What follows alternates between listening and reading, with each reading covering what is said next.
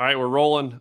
Today I have Chris King, so facilitator, speaker, author. His book, "Renegotiate Your Existence." This is something I ponder a lot myself. Reality, existence. Definitely want to get into this. He focuses on human systems, recalibrating human systems for achieving the seemingly impossible. And Chris, I feel like we're almost sort of kindred spirits to the show here. We both love to talk about human potential, human performance, the Flow Collective. We were talking offline about some similar folks I think we both know or follow. Even, the top performers in not only private practice business, but the SF soldier sort of realm. Everybody who's cracked the code of sort of success per se, or top tier performance. So all that being said, I know you go by a few nicknames. I saw Witch Doctor is one of them. I mean, I've had PhDs, I've had MDs on the show. First Witch Doctor. I'm a little scared, but let's just jump right in and figure out what that's all about. So Chris, welcome. Thank you so much. Great to be here. Yeah, I can be a little scary sometimes. The client gave me that title. He said, "You're some kind of witch doctor, voodoo master, whatever." I was like, "Yeah, okay, we'll go with that." I bought a hat actually. Okay. I saw Irritable Buddha as well. Maybe that one is a little friendlier. Yeah, yeah. The branding expert called me that. She said, "You're like this weird, irritated Buddha." And I was like, Oh, "That's so Irritated good." Buddha. Okay. I was like, Not "That's irritable. so funny." So yeah, Well, call me hey, what you will. Just whatever works for you. I'm good. I'm not married to these things. all right, let's just go with Chris M. King, and we'll take it. We'll take it from there. Dude, I got to just jump right into a couple of your teasers I saw. Mind fuckery. What is that all about? Okay, so I wish I could take credit for that, but we have a podcast too called Mindfuck because our my CMO called me up. He was listening to the very first episode under the new format. The new format was me doing coaching sessions one-on-one with somebody. Just invite them in. It's like, look, we're gonna process through right now and get some shit done. And he listened, he was halfway through listening to it, and he called me up and he said, "We have to change the name of the podcast," because it was a really generic name. I was like, "Oh, what are you talking about?" He says, "We have to call it Mindfuck." And I was like, "What are you talking about?" He's like, "Dude, and this is the nature of the work, okay? It's really penetrative, right? Because we are getting deep into the underlying unconscious psychology that is driving somebody's reality. And so he and I tend to be like 13-year-old boys when we get together. So things get really lowbrow really quickly. And so he said, "It's like you're fucking her right now, like through like the mind, it's a mind fuck." And he was so lit up, and I fought him. I kid you not, Michael. I fought him for a month on this. And then I just finally just caved. I'm like, whatever, you're the marketing person. so so it's all Yeah, his fault, is what I'm saying. I'm going to go against my whole rule about personal responsibility. I'm just going to blame him, right? yeah. He gets all the blame. You get all the credit, no Right. doubt. But So I mean that. I thank mean you, that Keith, does wherever it. you are. Right, right. Well, I mean, I know when I read your bio, one of the things that kind of caught me is it asks this question, do you see others sort of crushing life, crushing reality, crushing success, and then you feel like life is crushing you, right? And I do know people feel that way. I know we probably all feel that way, at least at some point. And I relate it back to this guy up your way, Bedros Keuilian, who had a little video out this week that said, it's just that 1% of the time that I actually feel like I'm succeeding, right? And I need to take that 1% and sort of compound it and build on it. Is that kind of the similar sort of thing you're talking about? What do you mean when you say people appear to be crushing life and then you feel like life's crushing you? Well, I mean, it can go both ways, and I think a lot of those things are true, right? Because like your listener in particular, they're the high performer, they're crushing it, and yet there's still something not quite done yet. There's nothing, right? I'm still not quite there. I haven't Always. succeeded as I define it. It's like, all right, cool, right? So, but a lot of times by reorienting how we think about these things, we can get a lot more traction. The work that we do is actually very counterintuitive. And so, browbeating yourself into more success is typically a dissonant motivator. It doesn't really connect. I mean, it can work, but it's expensive, like energetically. If you get a more resonant motivator, then you can get to that point and crush it. But the thing is, for the one percenters that never quite feel successful, you got to own your awesomeness, right? Like you got to give yourself that pat, like give yourself your cookie, man. Like it's because the more you do that, the more of that you're going to get. Is that what you mean by counterintuitive? Yeah, sometimes we think that we need to really get on ourselves. And look, I know for me, sometimes I do. Sometimes I need to go, okay, look, shit show, like let's get moving here. And sometimes it's like a little more compassion for myself or something like that. or a pat on the back where I'm like, hey man, you're crushing it. Go crush it more. Right. Fair, fair.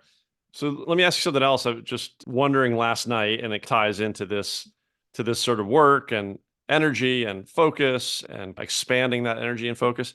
So I don't know if you've seen there's a 3-season series called The Chosen that I think it's on Netflix. So I think it was created by probably a church or a nonprofit, and it portrays. So there's an actor, probably LA based, right? And he's portraying Jesus, and it really humanizes him and his journey with his apostles. Mm-hmm. So I was watching a little bit of the making of last night, and the guy, I don't know his name, who plays Jesus in this series, was talking about the old adage that overnight success takes 15 to 20 years. Right. And so he was saying it was literally 20 years from the day that he took his first acting job, Uh-huh. starving actor, 20 years, and then he got this role that, now he's sort of very widely known. So, thoughts on that success journey and how it relates to maybe accelerating it through the energetic and other work you do? Yeah, I have a lot of thoughts there. I think anything we can look through that lens, right? My business is the same way. It's the overnight success that took a decade, right? Absolutely. But the same is true in personal development, like people tell me, God, Chris, you're so insightful, you're so awesome, you really know your shit. I'm like, look, I didn't come out of a box this way. Just ask my ex-girlfriend, right? Like it took decades to get to this level, right? And I still got work to do. So anything you're working on is going to take that. Now, in terms of speeding it up, there's a lot of tools. And again, this is where the counterintuitive thing, I'll give you a tool right now that is going to speed you up. Most of the time, we are going to enter into judgment of ourselves about something that's wrong or off, right? Here's how I'm making myself wrong or bad. Judgment in this context is defined as the way I'm making myself wrong, bad, or whatever. You cannot fix something through the lens of judgment because you're separated from it. Right. So it's like, that is good. And, that idea that the thing that I did is bad and this idea is good. Right. So that's over there and this is over here. So there's a separation. You cannot course correct. You cannot fix something through the lens of judgment. So when you train yourself to release the judgment, which doesn't mean you like the situation, it doesn't mean you agree with the behavior, it doesn't mean you're going to let it condone, it doesn't mean you're quote unquote letting someone off the hook or even yourself. What we're doing is releasing the judgment that we're holding around that. That allows us to reconnect with it and all the things that were driving it. And from that point, we can affect it. And this is going to move you a lot faster. But the ego hates this shit. The ego wants that to be wrong and bad and all the things. It wants me to be wrong and bad. It wants to do the self-abuse thing. It's like, look, you're just going to let yourself off you got to let yourself off the hook here because that's how we're going to move a lot faster. The same is true with business teams. Right? If somebody comes into a CEO's office and the CEO's like, what the crap were you thinking and all the things, this is just going to take more time. Interesting. Okay, so I get the concept. What's the how? Well, the first thing you got to do is identify what that judgment is. And you can usually identify it in your inner script or in your outer speech with one of two words, should or shouldn't, what we call shoulding all over the place. When you're shoulding all over the place, there is probably a judgment present, right? So let's say somebody who's consistently late, like I'm notoriously early. I'm going to be there on time and probably a lot earlier. Somebody that's consistently late, we are the judgment, right? Okay, they should be on time, and somebody who should be on time and is not on time is what? They are disrespectful. They are lazy. They are irresponsible. They're selfish. They're self-absorbed. Right? None of these are facts. These are all subjective judgments, right? So here's a script, right, on how to release the judgment. Once we identify it, step one, identify it through the shoulds and shouldn'ts. Okay, got it. I'm going to use disrespectful. I choose, right? It's a conscious choice. I choose to release my judgment of person as disrespectful or irresponsible or lazy, whatever the thing. Because the truth is. Now, this is where it gets tricky because you got to process through it a little bit. But in this case, being on time as a function of time management is a skill. So if I put this whole thing together, I choose to release my judgment of person as disrespectful because the truth is time management is a skill that this person has not perfected or practiced yet. Now notice how I feel about somebody that is disrespectful. Notice how I feel about somebody who doesn't have this skill yet. It's a completely different feeling state. For one, I feel like I don't like that. I'm angry. I'm whatever. The other one, I feel a little empathy and compassion. That, right? Again, the judgment is the separation. They are disrespectful. The empathy is the reconnection. They haven't learned this yet. Now that I'm reconnected, I can potentially affect this situation. I like it. So, But the ego I- hates it, right? Because the ego wants them to be wrong and bad and shitty. right, so right, so right, right. Very that's mental. why this is really like, it's simple. It's just not easy. Yep. Yep. And does that, I think we might have mentioned energy offline. I'm not sure we mentioned it here since we hit record, right? But does this relate to energetic levels as well? You just shifted from a very negative sort of energy to a much more positive one with empathy. Yeah, okay, I'm going to sound like a West Side hippie here. It changes your frequency, right? Yeah. You're just Yeah. vibrating at a higher level Yeah. because you're right. Everything is energy. My old man's an electromagnetic compatibility engineer, right? I grew up with geek stuff. So everything is energy, and energy vibrates in frequencies and bandwidths and all the things, right? So when you do change that frequency, right? Then ultimately physical world reality changes. We're also changing our feeling state. Remember, if I feel that somebody is disrespectful, I don't like them, I'm angry or whatever, that's a feeling state. Well, if I feel empathy and compassion, that's a different feeling state. Basic neuroscience, feelings drive actions, produce results. So the whole thing is about calibrating all of this, your energy, your belief system, your thoughts, your feelings, your actions, all of this needs to be calibrated to the experience and or the outcome that you're looking for. It's like picking the lock in a door. Once you get all the tumbers lined up perfectly, you get what you want. Yeah. Well, that is a magical moment when you sit there and fight with them and then boom, the lock turns. Right. The lock turns, the door opens, and everybody feels better. And it's like, whoa, right? But again, the ego has got to move over. And gosh, what I want to ask you on that, I got hung up on imagining when I was learning to lockpick, as as a puzzle, a challenge, an exercise, and like literally feeling like, gosh, how can I not do this? And so many people in the world can, like the self-judgment, right? Like, Right. how am I unable to do this? And then boom, it opens. Like, holy cow, I did it. Right. I was going to ask you what we talked about emotion, we talked about energy. Oh, I know. So in that two-step process, right? And the second step being sort of redefining it or restating, I choose to release X Yes. and redefining it because the truth is Mhm. Y, right? I've set a new truth in the way you approach this and what you teach and your tools. And we're talking about vibration, energy, vibration. Sound is energy and motion. It's vibration. Yeah. So, do you say this to yourself silently? Is it important to say these things out loud, literally voice them? That's a good question. Okay, so we are getting into it here. So for things to really move, there are three components, like fire needs three things, right? You need the ignition, you need the air, you need the fuel. The three things are sound, breath, and motion. So it can be very helpful to say these things out loud. It can be very helpful to breathe into it. It can be very helpful to add some kind of physical connection to it, right? Hmm. Because that does have a dramatic impact on frequency, on energy. But Tell it's me, not tell me. and it's not necessary, right? Like, Okay. because I mean, I've done this a long time, right? So I can do this the second I know I'm in judgment. And by the way, there's no there. Like, if when you train yourself into this, I tell clients, you're never going to stop judging. That's part of the human condition. We actually need that. It's about being aware when you're in judgment so you can navigate the situation, right? And it really doesn't matter about wrong or right, okay? Because what I tell people is like, do you want to be right or do you want to be effective? Do you want to be right or do you want to be happy? Do you want to be right? Do you want to be loved? Like, married people know this, right? Again, the successful thing that happened overnight, like 30 years of marriage did not happen Right. overnight, right?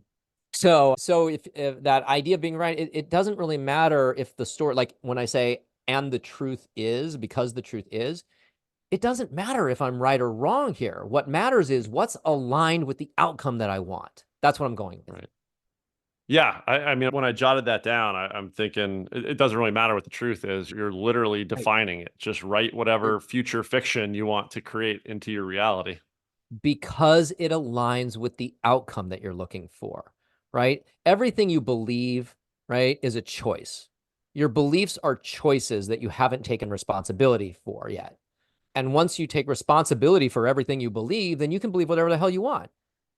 And your opportunity, or maybe your obligation, is to select the belief that aligns with getting you what you want. Like Yep, I'm I following wanted a you. good relationship with my dad, right? And I could tell a story about how he was a good dad or how he was a bad dad. It's like, well, which one's going to work for me? Like, which is the story about the physical world reality, right? He had a hard, I grew up in a very privileged neighborhood in a very scary house. Okay. Mhm. And I can judge him in all these ways, or I can say, well, he was doing all these things because of, the death of my sister and the bruise and the whatever. And he was doing his best he could to survive and sustain the family. So what story's true? Well, which one aligns with having a good relationship with my dad? Right, Right. right, So, right. And our memory is so imperfect anyway, right? So, right. so you might as well Right. choose to remember it in a way that serves you. Right, right. It's because you're right. And that's a very astute point, and the therapist I think the therapist even will tell you what's hurting you right now is not what happened. It's how you're remembering it and how you're relating to it. That's what's affecting you now. Yeah, or what you're hanging on to for sure. Yeah. What are you hanging on to? So those three things you mentioned, sound, breath, and motion. Mm-hmm. And I guess so two comments. When I asked you, hey, does it need to be out loud? And your answer landed with me like I was thinking of my son, growing up learning to do math. First you do it longhand on paper, Mm-hmm. right? And then you can do some level of math in your head at some point and When in still be doubt, write effective. it out. All right. Write it out. Exactly. So sound intuitively makes sense to me. Breath, I have experience with, makes sense to me. Motion, how do you put all three of those things together? Well, it doesn't have to be anything dramatic, you don't have to do, some kind of jazz routine or something, right? Just, and any kind of motion, really. Whatever integrates it into your system, right? Like what's going to get it in there? I mean, you can just move your shoulders around or stretch or something, right? But to bring that connection into your whole, what I like to call human system, right? Mind, body, spirit, right? Yeah, there's no magic to it here. It's just, again, it's a mobilization of energy. Okay. All right. Yeah, I was thinking of disrupting your state, literally Yeah. moving to sort of change Yeah, you state. can sway back and forth. You can do tapping like EFT kind of thing, the tapping on your face or whatever. Yeah. And then I was thinking of, you asked me about the wolf here in the background. Mark Divine would probably have us doing air squats while Right. while we're breathing I and train with sounding it those out. guys regularly. They kill me. I No know. more burpees, man. No more burpees, no more air squats, please. Right. So you mentioned ego a couple times. Talk about this epic showdown you call it between soul and ego. Yeah. Yeah, the ego. Well, what do you want to know? I can go down a lot of rabbit holes here.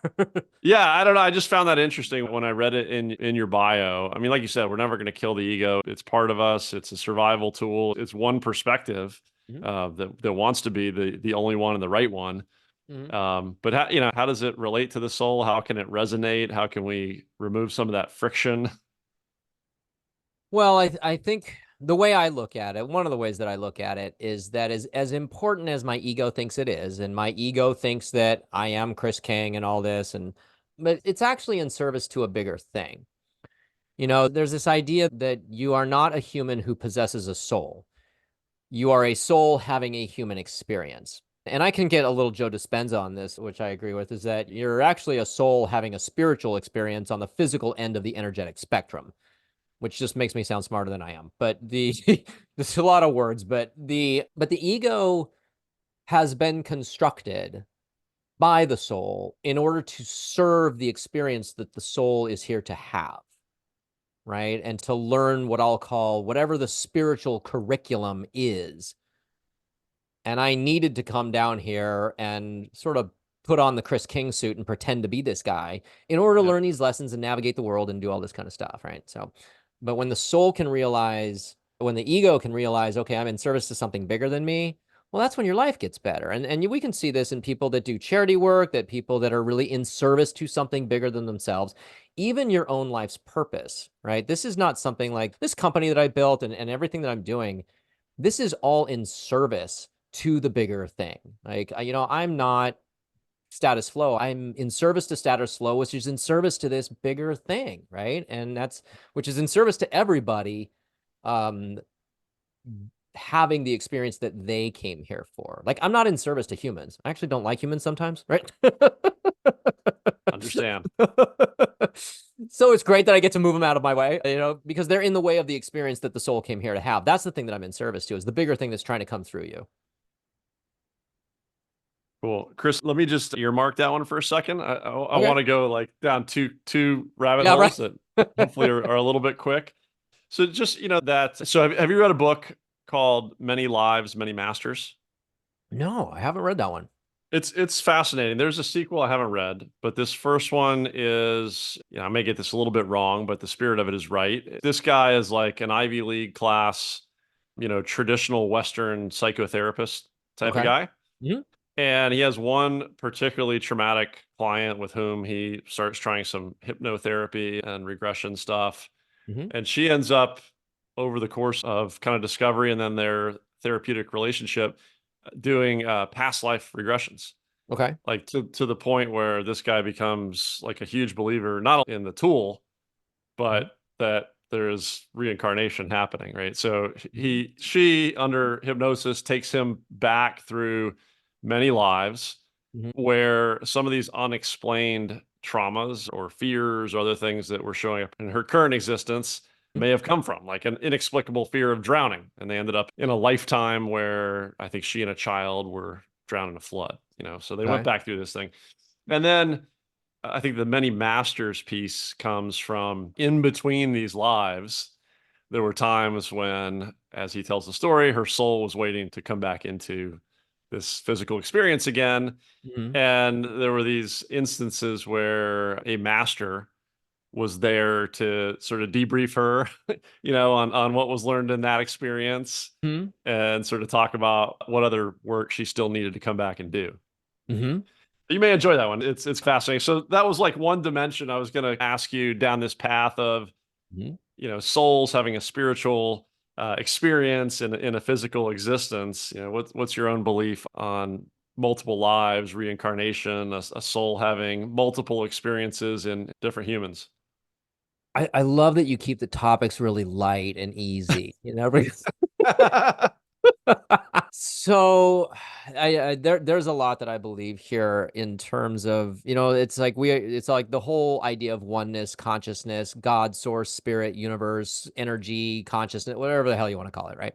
Like, I don't believe in Sky Daddy that judges and rewards. That sounds like nonsense to me. This sort of egoic construct that I am God, that doesn't make any sense to me. But this idea that a piece of that entity has split off and come down as me and then incarnated in this body and whatever, and all the conditions are set up perfectly for my spiritual curriculum, right? For that piece of me. Like, there's a great quote. I don't remember where I heard this or who said it, unfortunately. I wish I could cite this, but it says, "You are the universe experiencing itself." Hmm. And so imagine that there's this entity that decides, I want to know what it feels like to mountain bike and have the wind on my face. I don't just want to know what it feels like. I want to know what it feels like as this Michael person. I want to know what it feels like as this Chris person, as this Jennifer person, as this Fong person, as the like. So it's got all these mountain bikers out there, right? And I'm gonna overlay all this other stuff through those lenses. I want to do it's like has a lot of desires, right? I want to do all these things, and I want to learn all of these things. And so it is this. I do like this idea of that you are the universe experiencing itself. You're having this experience because something got curious enough and wanted to embark on that. And one of my gifts is pattern recognition. I can see how things are like other things. So I tend to speak and think in analogies. And so I look at life very much like I look at high school. The day you're born is your first day of freshman orientation, right? And the day you graduate is when you walk across the stage, and that's death, right? And Deepak Chopra said, I actually had the good fortune of being at his house once, and he said that death he said, death is not the opposite of life. Death is the opposite of birth. And I thought that was a really nice bookend, right? And it just framed it for me in that way. It's a Did I good even one. answer your question? Well, where you took it, just, when you said patterns, one of the things that just popped in my head is, and you mentioned like all these things, I don't think you used the word aligned, but Hmm. there's this perfect setup for this Yes. experience to happen, and, Yes. and if you go back to like the great mathematicians see all these repeated ratios and mathematical formulas in nature, the Fibonacci, or our wingspan of our arms is the same as our height, like all these things. And I just read one the other day that the sun is exactly 400 times the size of the moon, Mm. but it's 400 times the distance away. And so that's why we see these two Completely orbs. coincidental, right? Super random. I mean, look at bees. Look at what happens when you take sound to sand and vibrate at different frequencies and the things that start to have, like, it's wild. Like, this universe is so fucking cool. Like, when you start digging into these things, I mean, it really is. It's just awe-inspiring. It's like, it's awesome in the truest sense of the word, right? Just truly awesome. It is, which, go back to sort of how you decide to have your experience. You can have that appreciation of that awesomeness every day. Yeah, there's actually, the setup thing. Like, my sister was a Down's child. She died at the age of 11. My father, who he was, and all that, like, all of it was constructed perfectly so that all of us could learn all the things, at least have the chance to learn all the things. And there's a book called The Energy Codes by Dr. Sue. I should know that, but The Energy Codes. And she talks about the bus stop conversation where, like, if you and I are, BFFs, right? And we're going along this life together. Before we came down here to this planet, we had this conversation at the bus stop while we were waiting for the bus to Earth, where it's like, okay, so here's what we're going to do. I'm going to show up like this, and then you're going to, and then are going to do this, and I'm going to do that. Like, they set it all up, right? And then we come down here and perform on stage in the play, right? It's that, and I think there's actually something to that. The way you or I might go into a movie theater and suspend our disbelief so that we can have the experience of the movie that we're going there for. What if it's the same from that bus stop? We're going to suspend our disbelief that any of this is not real, right? Or like, maybe none of this is real. It was all set up, and it's a theater, right? And it's just a really good movie, right? Instead of sitting there watching it, we're really in it. And maybe it's the same, right? So maybe we are suspending our ideology. We're creating the illusion of separation between you and me. We're pretending all of this stuff so that we can have the experience that we came here for. Yeah, no, it takes me back again to that documentary I was watching last night that, if all these things have to sort of happen to have the experience, maybe multi-generationally, Right. whatever that word is, you, your sister, your dad, how that all had to set up. So in that doco last night, so they're at the Colosseum in Rome, right? So they're talking about the population of Rome being something like 1.2 million people in 300 AD. Wow. And that was at the tail end. The Roman Empire collapsed. Humanity sort of, or at least European humanity, entered the Dark Ages, we call it. And there was not a Western city that size again until Victorian London, like 1,500 years later, something like that. Right. So, I mean, think about that, right? Like these major waves of human experience. Right. And like, or whether it's like getting wiped out by an ice age or a global flood, and then we get to reset and kind of learn it all again. Yeah, I mean, it makes sense. It's like, look, what happens when you were a kid? Did you ever play with Legos? Yeah, of course. Okay. What do you mean when I was a kid? Right, exactly. My son and I just do that built right one now. for Christmas. That's actually why we have kids as men, so we can get back to Legos without being judged. Right. So what do we do? My brother and I, we would build Legos. We never really played Legos, but we built Legos, right? We'd build an entire city or an entire spaceport. And then what happened 2 days later? Tear the whole fucking thing down and do it all over again. Right. And build something completely new. Right? What if consciousness or whatever is just like, no, okay, I'm over the spaceport. Let's build a town, thing, whatever. Maybe it's the same, right? Yeah, like the Romans are interesting. Let's clean the whiteboard and see what happens over next time. It now. It's like, yeah. I mean, we do. No, you asked me if you'd answered my question. Yeah, thank you for taking me down that path. The other part of it you got into anyway. The second part I was going to ask or mention about was, you mentioned Dispenza earlier, the Hawkins stuff, where he spends a lot of time talking about a single, connected, timeless consciousness, all knowing, all seeing, past, present, future, and all interconnected, right? So, all life, not just human life, but animals, plants, the whole thing, I think, as he characterizes it, which I think you sort of started to touch on in terms of all of us being the universe having an experience. Yeah. Yeah, that's the way I look at it anyway. Joe Rogan said something from the stage once. He said, whenever you meet another person, think of it as you living another life. That's cool. Like, Yeah. that's just wild. Like, think of that human as you living another life and treat that person accordingly. I took a little version of that. I had not heard Rogan say that, but you find this funny if you've gone and trained with like Divine or some other similar Mm-hmm. guys.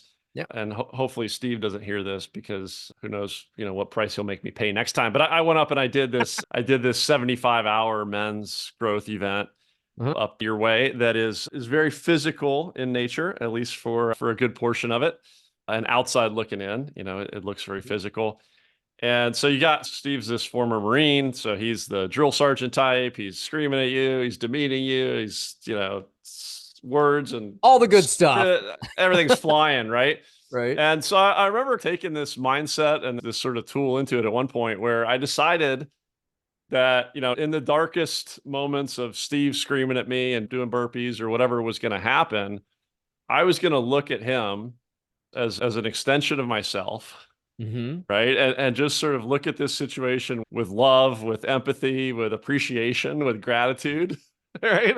Right. And not get stuck in like, oh my gosh, and poor me, and can I do it? And this Oh, sucks, and I'm in pain. And I right. remember at one point this guy screaming at me, and I was face down in the dirt Mhm. and just like smiling and having the best time ever, right? Because I just looked Right. at this other, we're not two different people. We're just, sort of one thing, having a shared experience here. Right. Right. And so there you are grinning away, like, looking like a psychopath or something, right? Yeah. It's like, I paid Yeah. to make myself this miserable, right? But it is, it is true. Carlos Castaneda said, we make ourselves miserable or we make ourselves strong. The amount of work is the same. And that's legit. Like, you can tell yourself whatever story you want. You can tell this sucks and this doom and gloom or you can recognize that struggle and progress are in relationship, right? You don't get progress without struggle. So, like they say in the military, embrace the suck, right? There you This go. Yeah. embrace the suck. It sucks, and this is how I mean, and this gets very Friedrich Nietzsche too, right? It's like congratulations that things fall apart because that's where the alchemy is. That's where the biggest the biggest rebound opportunity is from rock bottom. Yeah. Like, that's where the ball Yeah. bounces back. Right. If Right. you understand how to leverage this, how to alchemize this, you don't have to like something to make it work for you. I deal with that with teams all the time. It's like, this sucks. The market sucks. Right. And fortunes are made in down economies. So let's put on our big girl panties and deal here. Yeah. So talk some more about that. If we bring it back to, I feel like we're talking about, obviously we're getting a little deep. I Yeah, like to ask this stuff let's that make I'm it curious usable and about. actionable. Yeah, let's take it back to the daily level. Maybe we're talking a little bit more about the personal side of things, the emotional side of things, the growth and personal development stuff. Take it back to the professional side of things. If I'm, the audience here, right? A lot of business owners, a lot of entrepreneurs, a lot of executives. How do I take it back to the business world, the relationship world, or the team performance world? Mm-hmm. Well, I think, I mean, again, the releasing of the judgments about everything, right? And putting yourself in the framework of, I understand I don't like this. What can I do with it? Where can I go from here?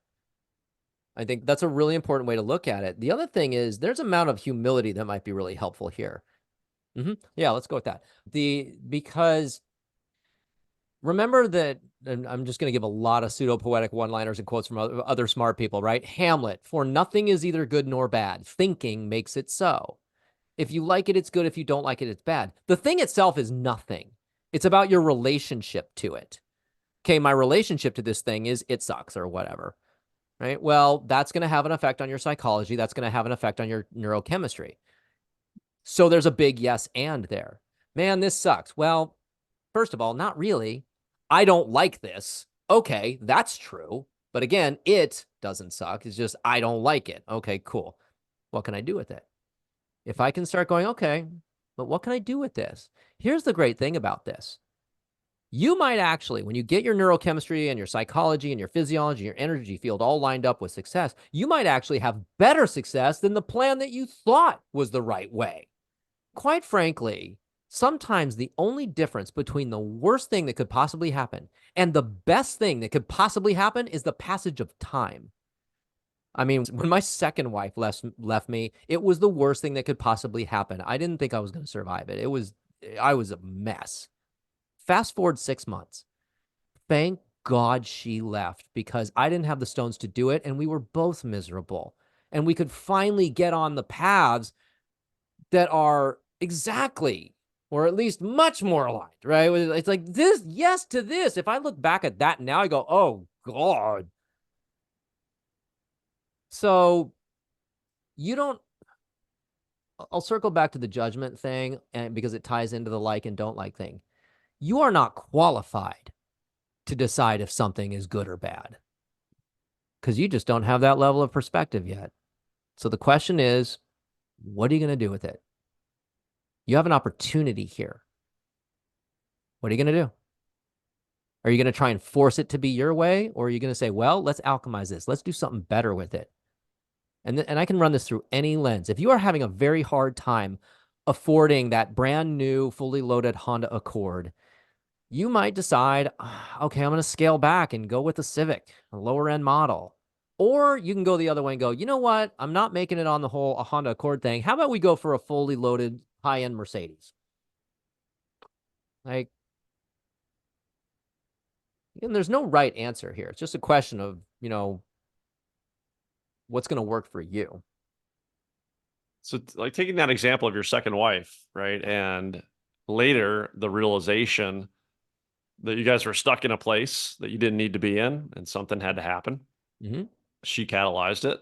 And I know you've got a program that's focused around helping people get unstuck. So can you talk a little bit about that and maybe tell a nameless client story or two on how this shows up or how this Yeah. tool gets put to work? Thank you. Yeah, we're really proud of the Get Unstuck program because that, stuck shows up in any number of ways. So, and the coaches that work for me, they, depending on which flavor of stuck you're in, that's who you're going to work with, right? So, and here's the great thing about this. It doesn't have to be some big, when we think about transformations, it doesn't necessarily have to be a huge thing. Now we have like the life transitions thing, right? This might be a birth or a death or a marriage or a divorce or a move or a new house or whatever, career, that kind of thing.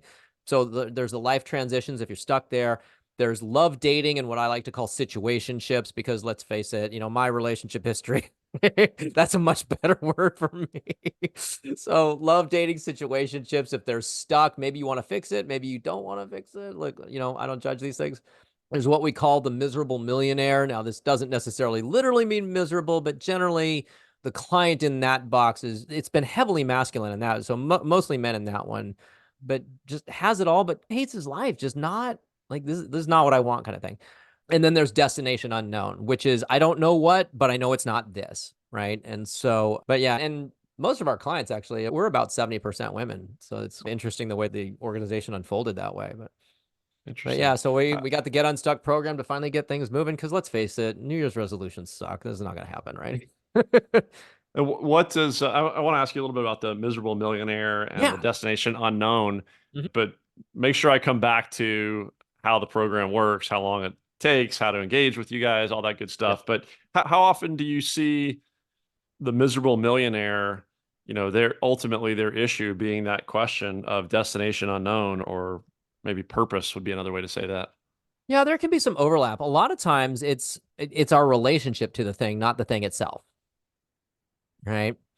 If there's an unconscious code in somebody's belief system that prevents them from enjoyment, from happiness, for life, like, if you don't believe that you can be happy, it doesn't matter what somebody gives you.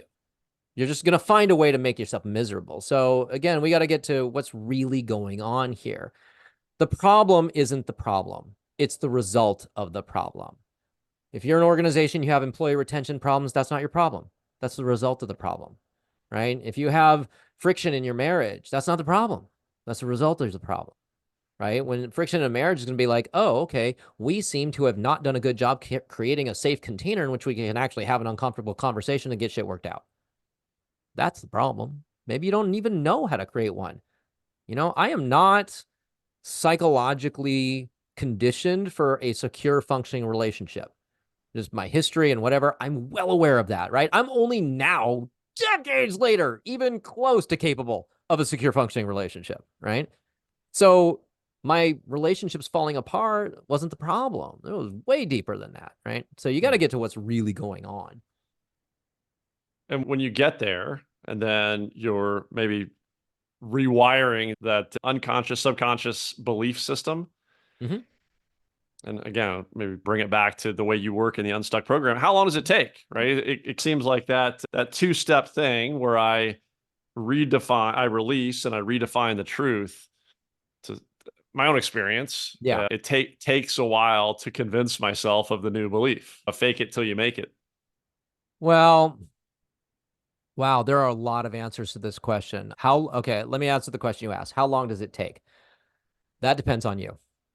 How long is it going to take me to train you to become an Olympic swimmer?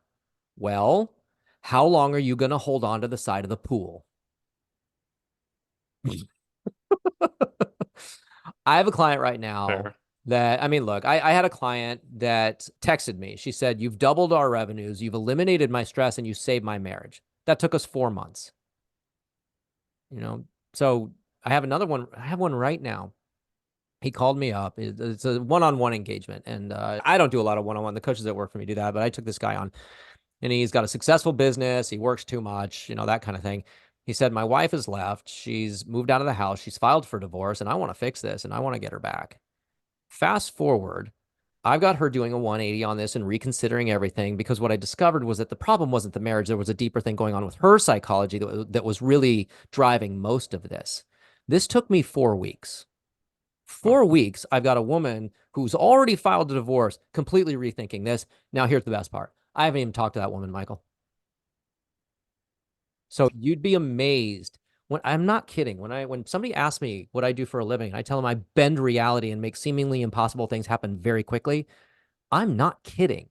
And it's not me that's doing it. It's the client. It's you. You are the sole creator of your reality. You are a human system, and any system, reality itself is the end result of a system. Any system can be hacked if you understand that system well enough. So when you say you have not even spoken to her, this is you working with the husband Mhm. and teaching him to redefine that system. Yeah, completely shifting his frequency to an alternate reality. This is what the hippies call law of attraction, right? My father would just call it subatomic physics, right? It's just, we can run it through whatever lens you want. But when you match the frequency of a human to the frequency of an experience or an end result, you bring it to them. So you don't have to go chasing it. But if you adjust these things in the energetic and in the frequency first, it happens a lot faster, because the physical world reality is the last thing that happens in the chain. The energetic happens first. Sure. And, I asked the question, how long? I mean, 4 weeks is nothing in terms of salvaging a relationship. 4 months is nothing, for the lady that had the doubling of her business and the relationship success and all these other things Right? you mentioned. Well, and here's the real answer to the question. It'll take as long as you think, right? Like, Stephen Kotler in the Flow Research Collective. Stephen's my spirit animal. I love that guy. And I've been fortunate enough to spend some time with him and work with his organization a bit. And tasks or projects ultimately will take as long as you think they will. There's quantum field. I mean, these things it's like an iguana. It's going to grow the size of its container. Okay. Yeah. So, Right. so your life is like an iguana, right? I'm going to make this analogy today. But if you think it's going to take you 10 months to write a book, it will. If you think it's going to take you 3 months to write a book, it will. And this has to do with the Bannister principle, right? The 4-minute mile guy. Mm. Right. The second, nobody could run a 4-minute mile until this guy who believed he could do it did it. And then everybody believed it. And his record, after Right. decades of people trying to do it, his record lasted 46 days. Right. So the people that say seeing is believing are wrong. Believing is seeing. If you believe Mm. it to be a certain way, you will see it a certain way. You will actually make it a certain way. So even when I go into an organization and they want to grow their business, whatever, like, and they'll say, well, we want to grow 15%. I'm like, why not 100? Why are we playing only at 15%? Right. That's my first question. And then they want to talk about sales trends and history and market, market trends or whatever, sales, KPIs, all the things. I'm like, don't bring that shit to my meeting because it's Hmm. going to screw up what I think. It's going to screw up what I believe. Hmm. So if you address things at the physical world reality, right? Remember I said the physical is the last thing that happens in the chain. If you address it at the physical world reality, then you got to swim upstream to the energetic, and it's a lot of energy and it takes longer. If I can address what somebody thinks and deal with it at the energetic, I'll produce the physical world reality a lot faster with a lot less energy and probably a lot better. Right. Yeah, and I think you said all this in there, but just to tease it out, Yeah, please. I know. you Word no, no, economy is no, not a gift I possess. no. You said it will take as long as you think, but then we also said it's not just that, right? You have to think, you have to believe, and then you also have to feel. You have to deeply emotionally connect to it as well. Yeah, that is a really powerful point. The times that I've achieved the impossible stuff, the hockey thing, the radio thing, the building this company thing. Um, it was what I now call the marriage between my commitment, which is very masculine for me in its frequency and my orientation. It's very choice driven, very heady, very mental. Hmm. The Hmm. marriage between my commitment and my devotion, which is Hmm. very feminine, softer. It's that thing I'll fall on my knees and I'll kill for, I'll die for, more importantly, I'll live for, right? And when I Hmm. marry my commitment to my devotion and I attach that to a vision, I cannot fail. I will not fail. You will not fail. When that triad's complete, no stopping you. Awesome. Yeah, I like that triad. I like the way you said that. So let me ask Thank you one you. more thing. First Just, time. first time, right, right, First right. time I've ever said it that way. All right, I'll send you notes. Just on, actionable stuff and framework before we get out of here today. What does this look like for your clients on a daily basis, right? How does this become part of their lives? Is it a practice? Is it a Mhm. morning routine? Is it something they do independently or with you and your coaches? Yeah, it's everything is very custom to each client. This is no out of the box solution. It's not step one, step two, step three. That's not going to support us in any kind of discovery. And this is a discovery thing. And I tell clients, you're not coming along on my program. You're taking me on your journey like that. Hmm. So it's all wildly different. What it looks like on the daily is, well, there's two things. There's what it looks like and what it feels like. Initially it looks and feels very slow. Hmm. Like, like the first tool is going to be basically doing nothing, right? And it's like, wait, this one thing, look, here's what I need you to pay attention to and just notice it. And they're like, what? All you want me to do is notice this. Yes, that's all I want you to do. And I say, look, because if you do this your way, if you try and do this at the physical, it's going to take you a lot longer and it's going to take you a lot more energy. It's going to be more expensive, all the things. You do it my way. I'm going to automate this for you.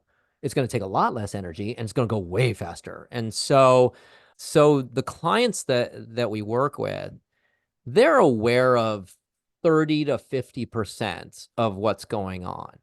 I'm doing the unconscious deeper surgery at the 50 to 70%, and they don't know what's going on. And so the work is actually somewhat Machiavellian because Hmm. I'm not going to tell clients certain things because I need them to come to that awareness on their own because that's going to support the integration. If I just tell you, the magic doesn't happen, right? Right. So it's anywhere from 3 months to maybe a year. Not many people need us really after a year, and we don't. And there's not a lot of what I would call homework. What we do is we interlace everything that we do in their lives that they're already living. So it's not Hmm. like they got to sit down and for give me 2 hours of your evening or some shit like that.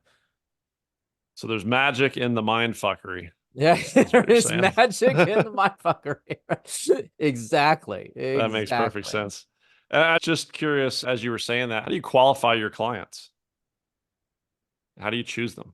How do you choose not to work with particular That's a folks? really good question. It's a feeling. I know very quickly the way I think women are particularly good at this in my experience. If you sit down for a date, within about 3 seconds, if you need three more seconds, right? You just know. I will say this much. At this stage of my own evolution and where the organization is, nobody finds us by accident. Mm. It seems there's some kind of serendipity to it. There's some kind of pull. I had a client that kept reaching out to me and wanting to have conversations. They just wanted to talk. Says, I don't know. Every time I talk to you, I want to talk to you more. And I said, look, you've been orbiting my star for about 3 months. nobody who isn't my client orbits my star for 3 months. Like that's just not a thing. I scare them off in about 3 minutes, right? So it's not so much like a qualification process. I mean, I'm going to have a conversation with somebody so I understand where they are on the map in terms Mm. of, their framework and how they're doing things. And can I give this person a 10-to-1 return on their expectation? Right? Because they're going to expect, well, this is what they expect. I need to get 10 times more than that. That's my measurement. Yeah. Yeah. No, that's great. So I know we're going to get links up with this episode, but just, generally speaking, so for anybody who sees, watches, hears this one, it feels very Right? interesting to them. They're getting pulled into that orbit. You've popped back on their radar. The universe has stuck you in their path yet again. What do? You just tell me where You to know, find the unstuck or find you or find your team. yeah. Go. You know what? We have a website set up specially for your listeners at the statusflow.net. That's status flow, like go with the flow, statusflow.net/men hyphen to hyphen mastery. There you go. Even if it's women, because you got a Even if bunch it's of women women, that's clients. true. Exactly. Yeah, it's true. Maybe, what? I mean, I joke about this, so somebody asked me, what's your call me when? And I took, because of the room I was in, it was a lot of attorneys and tax professionals, and it was mostly men. And I said, call me when you know a professional woman who's overwhelmed, burned out, and irritated with her husband. And like half the room was like, that's my wife. Yeah, exactly. Exactly. I just knew it would be Okay. funny. So, So go out, hit statusflow.net, and we've got the Men to Mastery link set up there. So again, we'll send it out with this one, but just folks can hit that, find out more, find out how to get in touch with you and the team. yes, that's it. That's all I got to do. Reach out. I know my operations director is fantastic. Anna will get a hold of anybody that reaches out, and we'll have the conversation. Okay. No, I appreciate that, Chris. I really appreciate you coming on today. Some awesome insight, commitment, devotion, and vision. I You got a like bunch of that stuff one? written. I do like that one. I got 2 pages of notes here. I always come away with so many nuggets from these kind of conversations. So, hey, I Thank really you. appreciate you. I appreciate the work you're doing. Thank you so much for taking the time and coming on to introduce yourself to my audience. I hope we can connect the two worlds and send some folks your way. My pleasure. And thank you so much. Like you're just a whole next level human. And I really appreciate being able to have this kind of conversation. And, you being so geographically close, if there's anything I can do for you or, let's get together sometime, I'd love to do it. Same to you. We'll knock out some burpees or Right? something along the. Yeah, Put some, my we'll ring some steel maybe, right? that'll work too for sure. All right, Chris. Hey, have a great rest of your day. We'll talk soon. Thanks, Michael. All right, thanks, brother. I don't know where my cursor went to stop recording, so I'll cut this. I'll cut this thing off. Hey, I know we didn't get into much of your, the ups and downs story and the journey and all that kind of All right. stuff. This ain't about me. Thank you for bearing with me on the bigger questions, the deeper stuff, the No, stuff I you get asked some curious cool about. questions, man. I'm like, wow, check out this guy. Like, very cool. Like, you're a cool fucking human. Like,